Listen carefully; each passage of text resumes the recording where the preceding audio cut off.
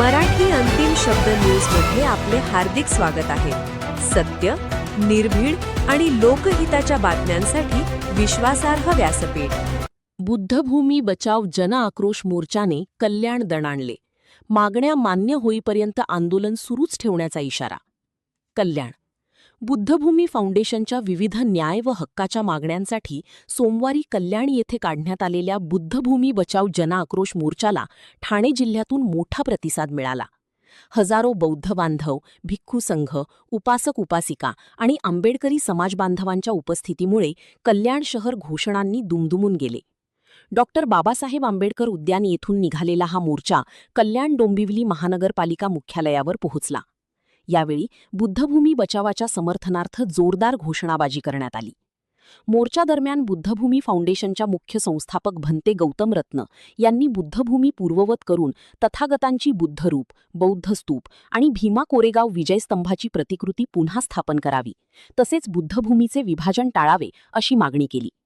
प्रस्तावित उड्डाणपुलाच्या आराखड्यात बदल करून बुद्धभूमीचे नुकसान टाळावे आणि बाधित जमिनीच्या नुकसान भरपाईचा निधी बुद्धभूमी फाउंडेशनच्या विकासासाठी वर्ग करावा अशी मागणीही यावेळी करण्यात आली.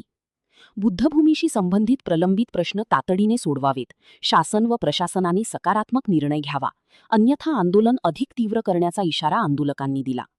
या मोर्चानंतर भंते गौतम रत्न यांच्यासह advocate Umesh Kedar, advocate Ashish Ingale, advocate Kiran Shinde, आयू राहुल हुंबरे आणि प्रशांत इंगळे यांनी कल्याण डोंबिवली महानगरपालिका आयुक्तांची भेट घेऊन मागण्यांचे निवेदन सादर केली.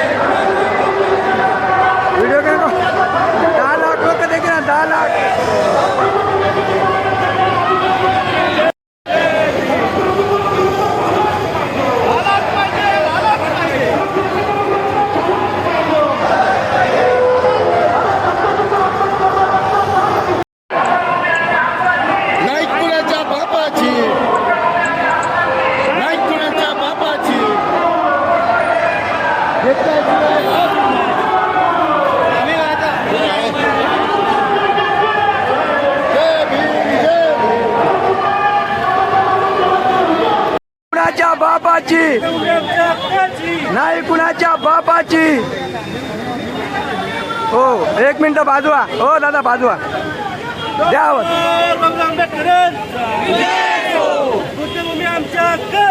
नाही कुणाच्या बापाची, नाही कुणाच्या बापाची.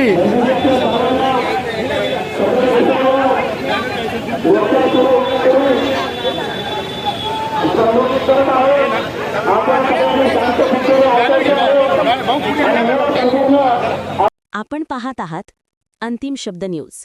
सत्य, थेट, स्पष्ट. बातम्यांचा खरा आवाज फक्त इथेच.